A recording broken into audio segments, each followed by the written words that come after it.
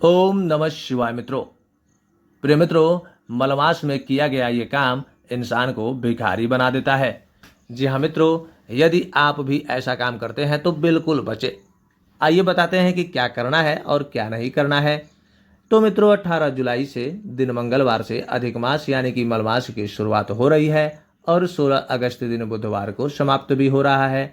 अधिक मास में पुरुषोत्तम मास भी कहा गया है क्योंकि इसके स्वामी स्वयं भगवान श्रीहरि हैं। पुरुषोत्तम मास का हिंदू धर्म में विशेष महत्व है। इस माह भगवान विष्णु की आराधना और भागवत कथा श्रवण करना बेहद पुण्यदायी माना गया है।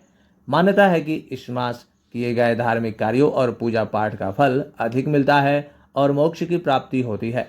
ज्योतिष शास्त्र में मलमास का महत्व बताते हुए कुछ ऐसी चीजों के बारे में भी बताया गया है।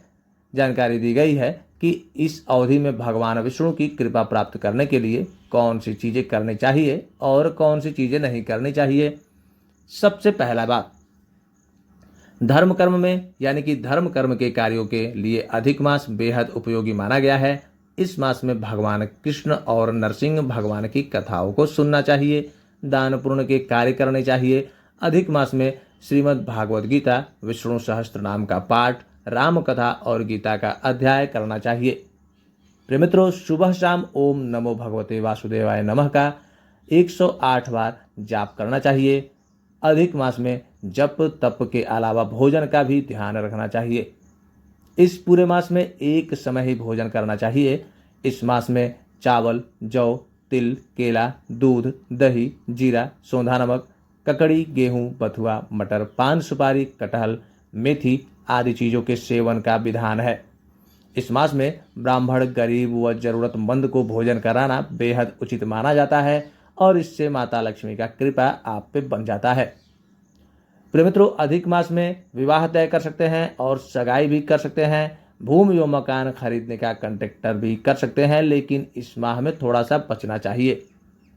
हम बता दें कि इसके अलावा आप संतान के जन्म संबंधी कार्य कर सकते हैं, सीमांत शल्य कार्य आदि कार्य भी कर सकते हैं। भगवान विष्णु बहुत ही प्रसन्न होते हैं।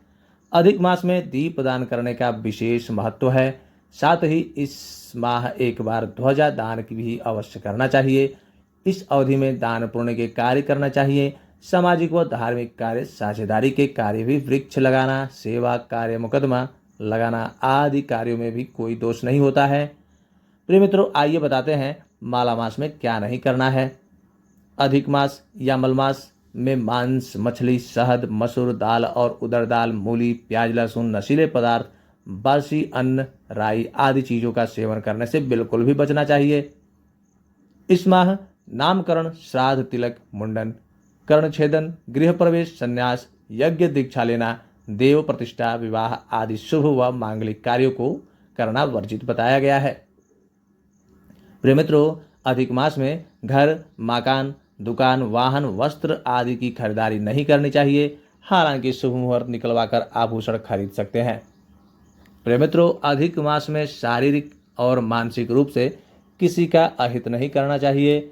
इस माह अपशब्द, क्रोध, गलत कार्य करना, चोरी, असत्य बोलना, गृह कलह आदि चीजें नहीं करनी चाहिए। साथ ही तालाब, बोरिंग, कुआं आदि का भी त्याग करना चाहिए।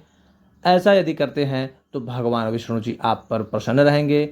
प्रिय मित्रों, हम बता दें, भगवान विष्णु यदि प्रसन्न हो गए तो आप समझिए आपका जिंदगी बिल्कुल धन्य हो गया।